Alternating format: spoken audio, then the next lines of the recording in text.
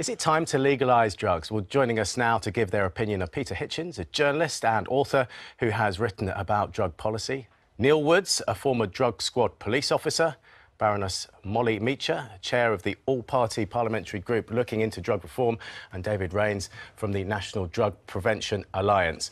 Peter, Prince William is right, isn't he? Legalisation is an important question. He was only asking a question, remember. It doesn't seem that our current setup is working.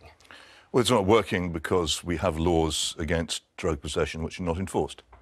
The police and the courts do not enforce them, and the principal problem in our society is that huge numbers of people buy and take drugs. They pour into the drug trade millions and millions of pounds which sustain it, and we do nothing about it. I haven't heard anybody asking any questions about that. To ask a question in that tone is not actually to ask a question, but to suggest. And I respectfully suggest that, that this heir to the throne should not involve himself on one side of a major controversy about which he plainly knows probably rather less than nothing. Well, he was careful not to. Well, I don't agree. I think it is a common trick. You call for a debate when what you mean is you want to change the law.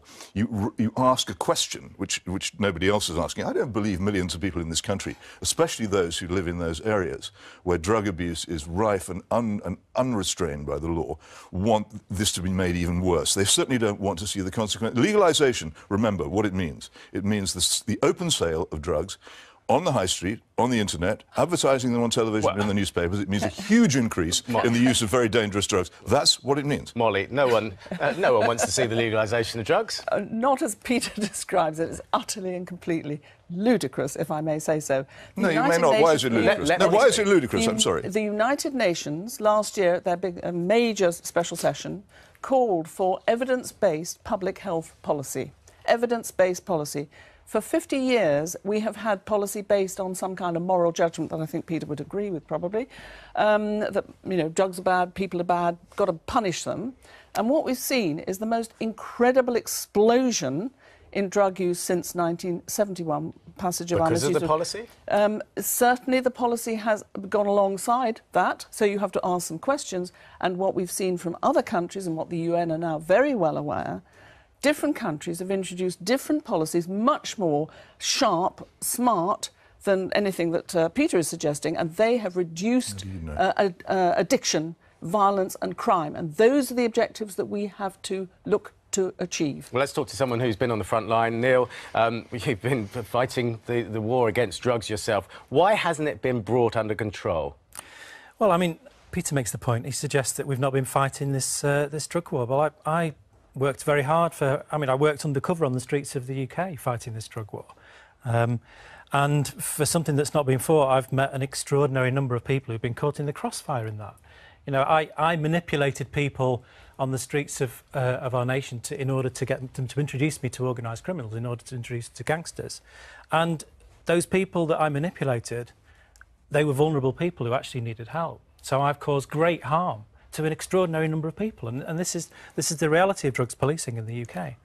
It's not true to say that we haven't been fighting this. We've been apparently. It's Peter's true. saying I just didn't try hard enough. If you're going to say what I'm saying is not true, you'll have to justify that. All the statistics show that the police and the courts barely bother to prosecute the crime of possession. Can I say that 2/3 or so of prisoners, people in prison, are there because in some way they take drugs. They take drugs and therefore they commit some... And they are not there because they have committed the crime. They're not there because they have committed the crime of drug possession. The answer, as in Portugal, is to spend money on treatment rather than on imprisoning people, courts, police and the rest of it. Oh, and Portugal, here it comes again. No.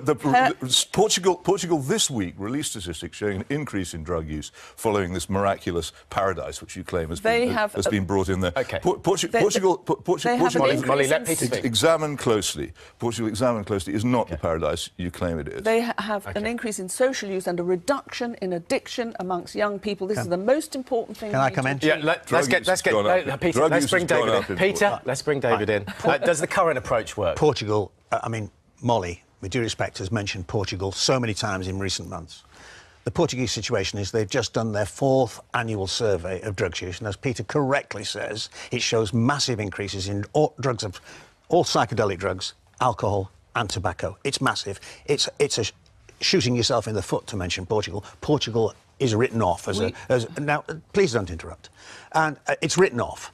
Now, I could tell you why we won't legalise drugs, and the UK is further from legalising drugs than any Anglophone nation, absolutely miles away from it. The battle's been won here by my side. United States. And I can tell you why we shouldn't. First of all, for the listeners, some of the drugs that we're talking about actually are legal in a clinical setting. Heroin is legal in a clinical setting, and that's the place for it to stay. Nobody's suggesting, surely, that we should legalise heroin. Apparently, the Baroness is. The worst drug of all, cannabis, which is the one that causes the most harm, all the recent evidence about the teratogenic effects of cannabis are terrible. There's a new disease, there's a worldwide epidemic of something called gastroschisis, which is babies born with the umbilical, with the main intestine outside the body. And cannabis is pointed up because of the cluster effect in North America, Canada and Carolina. Cannabis is pointed up as a cause. OK, a few points there. Let's let Molly respond. It sounds like you're irresponsible if you listen to that. Well, if you just very briefly to go back to Portugal, the Portuguese economy is collapsing, so they've got a number of problems. But their policy has led to a reduction in addiction, and that's really important, because all I care about is addiction. Frankly, if people want to take some little piece of drug on a Saturday night, it's a shame, and I would never do it. I've never done it myself. But the important thing for this country are addiction, crime and violence, and we need policies to reduce it. That point is completely false. I suggest... And the UN... What I'm suggesting is you've not read last week's evidence.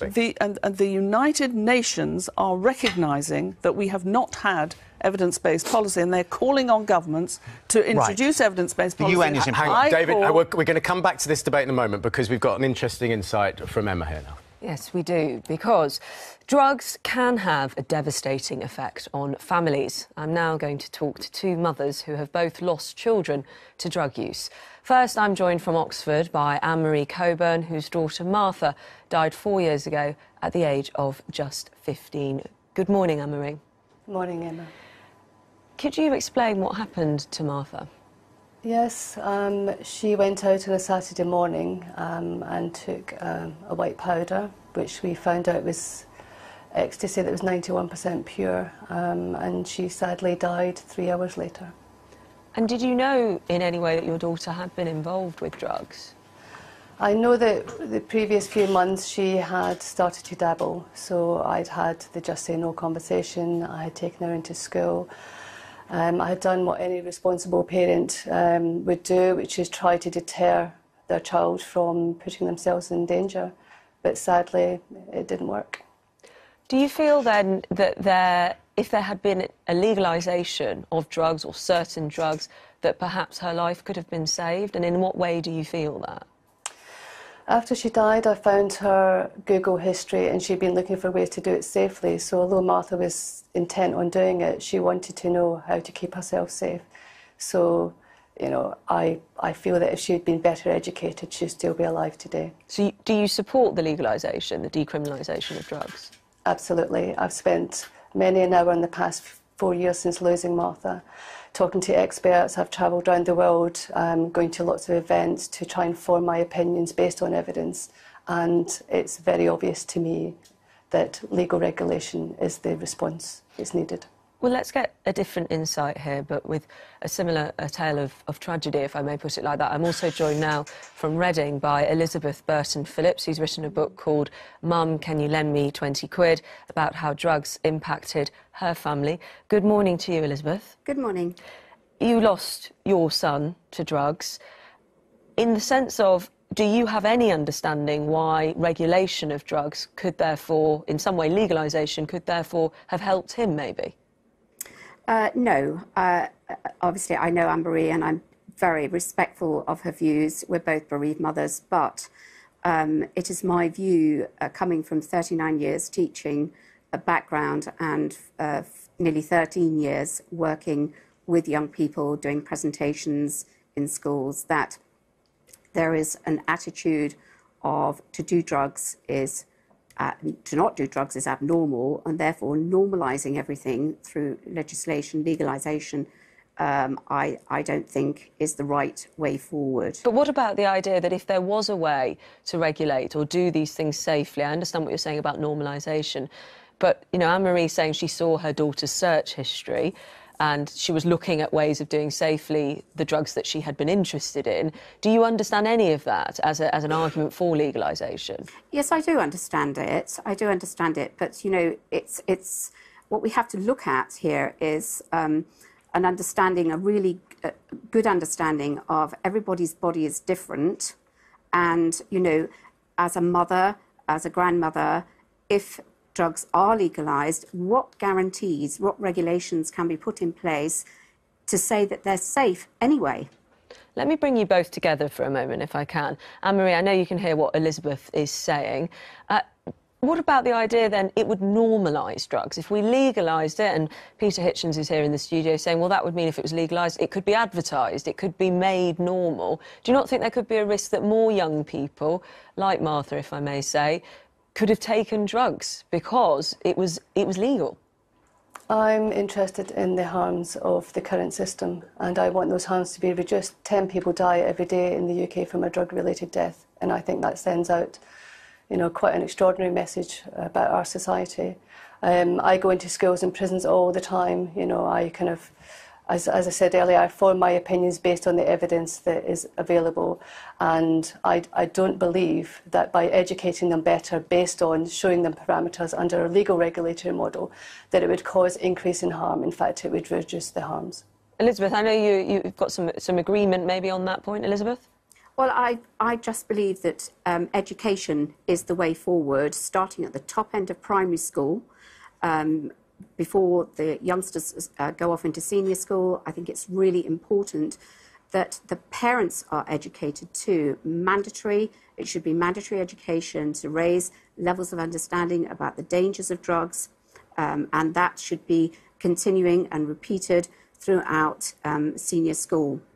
It's very, very important to give an informed, factual opinion about what drugs can do to you, and you know, you cannot guarantee the safety of any drug on any individual body. Elizabeth Burton-Phillips, I appreciate you joining us this morning, and the same to you, Anne-Marie Coburn. I appreciate it very much. Not easy for you both to talk about, but you're keen, of course, to share your experiences.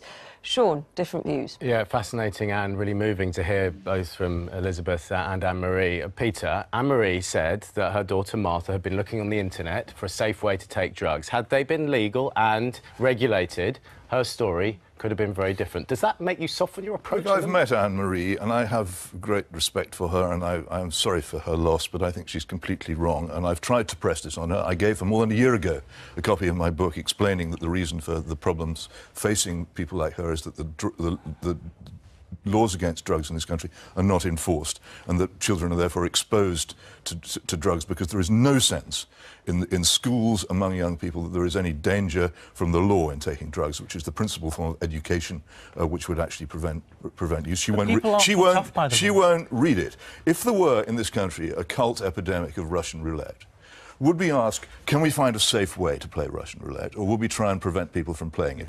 Taking drugs is like playing Russian roulette. A person who smokes cannabis may well end up in the locked ward for the rest of his life, ruining, I have to finish my point, ruining his life and ruining the life of his family.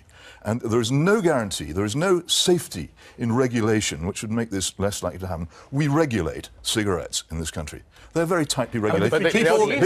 Can I not ever finish a point? We regulate cigarettes in this country. We regulate cigarettes in this country very, very tightly, and people still die of lung cancer and die of heart disease and emphysema because they smoke them. Regulation does not make a dangerous product safe. All people... We are sitting here in this room now because billionaires have for 20 years been pouring millions of dollars and millions of pounds into a huge campaign for the legalisation of drugs from which greedy, cynical people hope to benefit. Don't smile at this. This is what is going on. And you, the BBC, are constantly plugging this. No, I'm not smiling at it, but if you make your point very long, no one else will get a chance to make it. I didn't come here to be quiet. This is a very urgent problem. Posing the question in the way that you do always sets the argument on the side of legalisation as the default point and puts people like me with the sane and rational position in the dissident minority. OK, that's how you made do your point. Neil, respond to that. Well, I'm from an international organisation called LEAP. In LEAP UK, we are growing rapidly, and we're all people who have seen it from the law enforcement perspective. We've seen how the law destroys people's lives. We've seen how... And certainly, sometimes I listen to you on this topic, and I think you really need to spend a lot more time with people who use drugs, because you might actually get a different perspective. No, don't patronise me, please. Well, I've spent a lot of time... It interested me how the Duke actually spoke to people in recovery, because I recognise...